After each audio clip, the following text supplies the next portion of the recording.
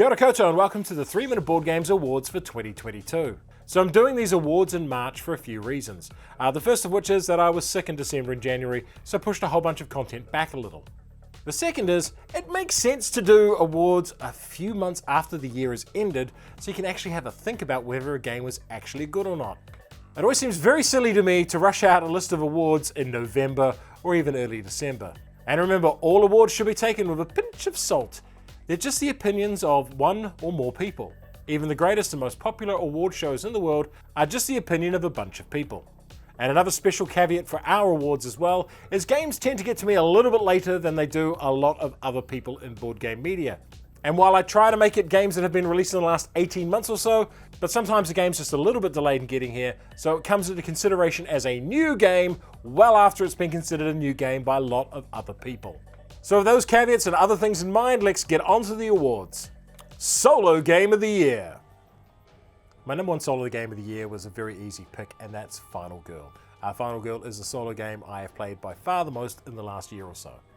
It's also a game I got a review copy for the Season 1, but I went out and I bought and backed Season 2 content, and that's just arrived as well, so I'm quite amped to get into that. Hostage Negotiator was a game I really enjoyed. I think Final Girl takes all of the strengths from that game and dials it up a bit. So it's a really neat solo game, very thematic. It's not one for people who don't like dice rolls because it'd be very easy to blame the dice for bad play, but there's plenty of mitigation in Final Girl and plenty of ways around dice. Sure, if you roll nothing but ones, you will probably lose, but the fact is there's a lot more skill to the game than just rolling dice and roll high wins. So Final Girl, my solo game of the year for 2022. The Te Mana o Aotearoa Award for Best Game from Aotearoa, New Zealand. I'd like to give an honourable mention to Wayfarers of the South Tigris. That's a runner-up in this category. But for me, it was just a little too wide open and one of those games that I felt a little too untethered while I was playing. So, good game, but not necessarily great enough for me to give it this award this year, especially as it was up against some really solid competition, and that competition was from Regicide. Now, I believe Regicide is slightly old to be considered for a 2022 award, but the game got re-released by Badgers from Mars under their own label last year, so that's when I sort of counted as coming into being, and that was the version of the game I got. So Regicide is a very simple cooperative or solo game that you can play, and you can play it using just a standard deck of cards.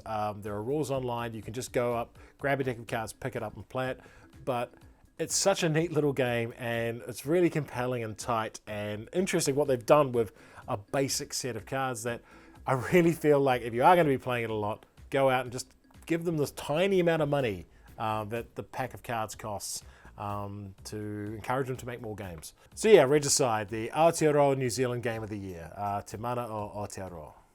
Small Box Game of the Year. Now, the funny thing is, Regicide basically wins this award as well because it's such a tiny little box game.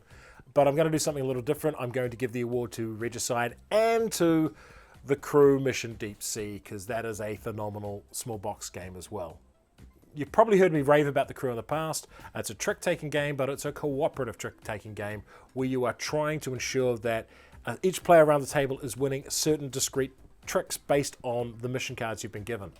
The Crew 2 takes the original Crew and just gets rid of all of the awkward parts of it and makes it a better game with more replayability. It's just a more varied, more interesting version of The Crew, which was my small box game of the year a couple of years ago. The Crew 2 is it's an excellent game and the kind of thing that I'm more than happy, especially at the end of a session where, say we've finished a game, it's 9-10 and we don't really want to finish till 10 o'clock, we'll play through 5, 6, 7, 8 rounds of The Crew 2. Absolutely wonderful game, family friendly as hell, and simple rules, and yet you'll spend the whole time playing it going trying to figure out the optimal things to be doing. Really neat game, really good for groups, and practically anyone can play it. So yeah, small box game of the year, along with Regicide, which honestly it shares a lot of traits with, because it's a simple game around basic card play, and practically anyone can play that as well. Board Game Innovation. Now, this has always been a bit of a joke award because I've given it to a whole bunch of wacky things that I just find funny in games, and this year it's really no different. I have not changed the award. It is still for something really dumb in a game that I find fun, and the award for innovation goes to Planet Unknown, and that's simply for including a Lazy Susan in a tile selection game. There's no reason this should be so fun or so engaging, but you pop it on the table and instantly everyone goes, oh yeah, okay, woo, spin this thing around, and they just have a laugh of it, and it just draws you into the thing.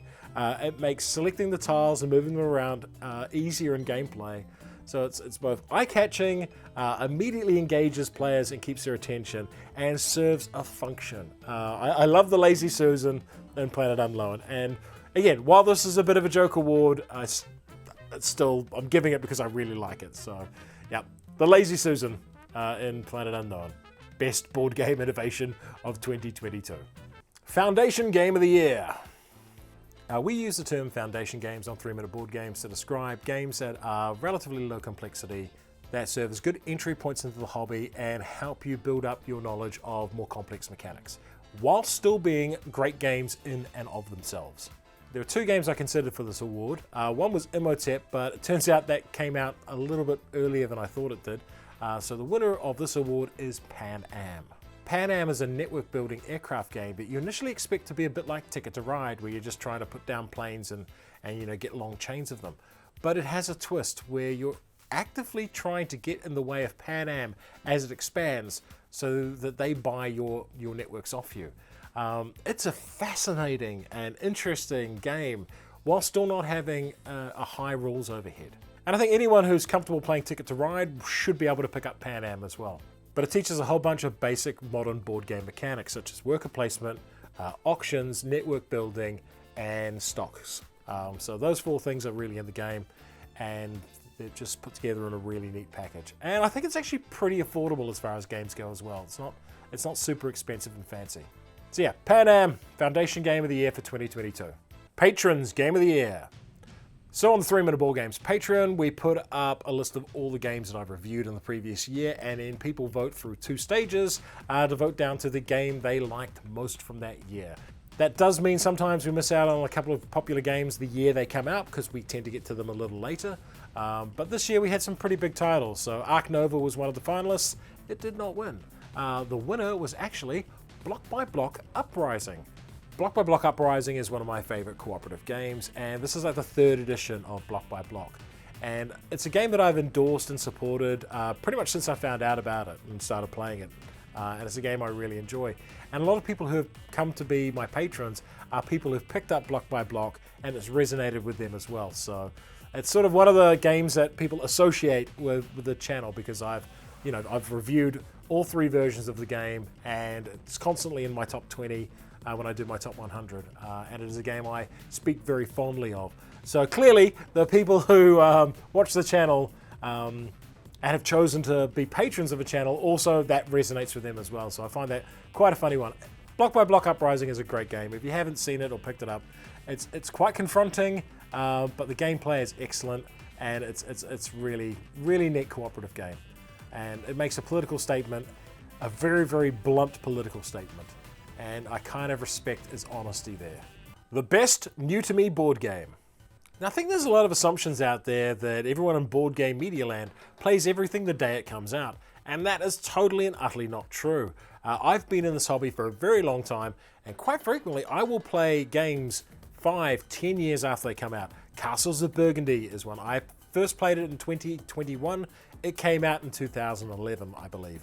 So sometimes it takes me a decade to get to a game. Sometimes I just never get to them. So this award is for games that I get to later, that I well past the time that they should have been considered for an award. And this year, that game is Star Trek Ascendancy. Now, I've been looking for games to replace Twilight Imperium for me for a while, because my last few games of Twilight Imperium 4 have been very long, dragged out experiences that have been pretty joyless. And while I like the idea of 4X and space conflict and all that kind of stuff, I don't like the idea of playing 12 to 14 hour games with people. So I've been looking at other games in a similar niche. Eclipse Second Dawn was one of those, and I consider that for my game of the year because it's a relatively recent release. And that one just slightly missed out on my game of the year, even though it's an exceptional game. Now, there's a lot to like about Star Trek Ascendancy, and I'm not going to say it's a perfect game because it is quite flawed in places, but it has excellent exploration. Twilight Imperium, some of the other 4X games, they don't do exploration very well. Star Trek Ascendancy does it really well. It's kind of a bit of a crapshoot at times, and things can go your way or against you, but it's fun, and that's what really matters. And secondly, the factions are really, really thematic. And I got all of them at once, which was really interesting. But the Ferengi are all about making money. The Cardassians control what they control really tightly and extract as much from it as possible. And the Klingons just want to punch you in the face.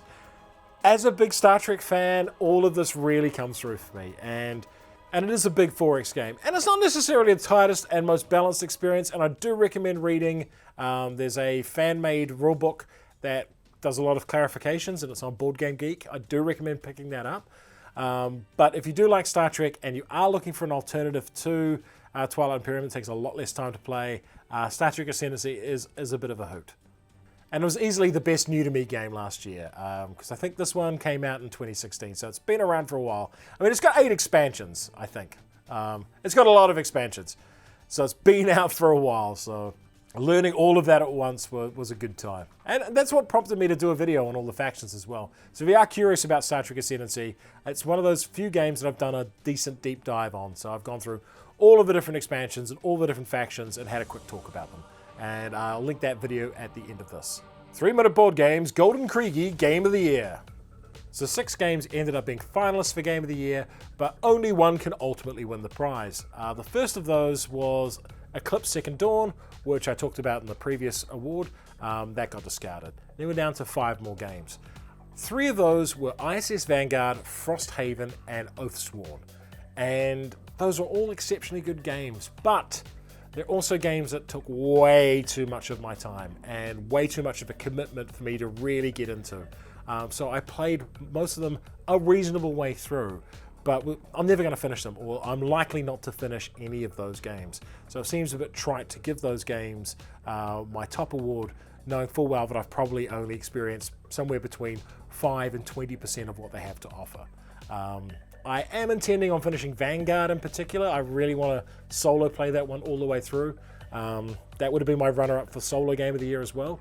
But again, haven't got far enough through it to really give it its sort of full beans there. That leaves 2 games, and the first of those is Unsettled. And Unsettled is an excellent game. It has some of the best writing of any game I've played, and probably in any other year that would have been my game of the year. And I'm giving it a big endorsement. So Unsettled is the runner-up. But the game of the year, it comes down to what game did I play last year that I had the most fun playing. And that game was Roll Camera. Now, is Roll Camera the most balanced or most tightly designed or brilliant mechanically game? No, absolutely not. It's okay. It's not like super flawed or anything. It's perfectly acceptable mechanically as a game. Does it make me laugh when I play it? Absolutely. Does it make everyone at the table have a really good time when we play it?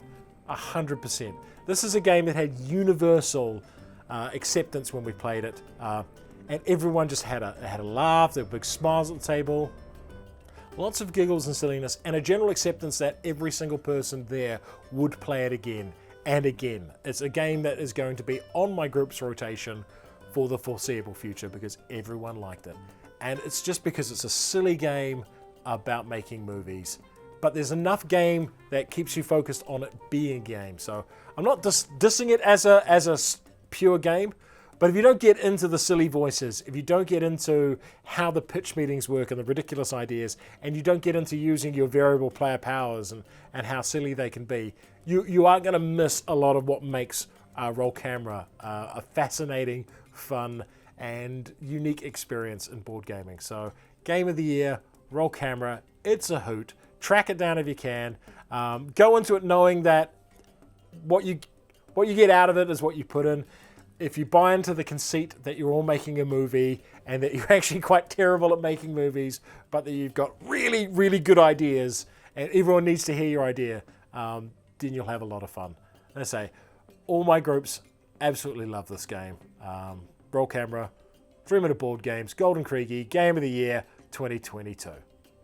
And if you enjoyed this video, hit the notification button, like, share, and subscribe to the channel.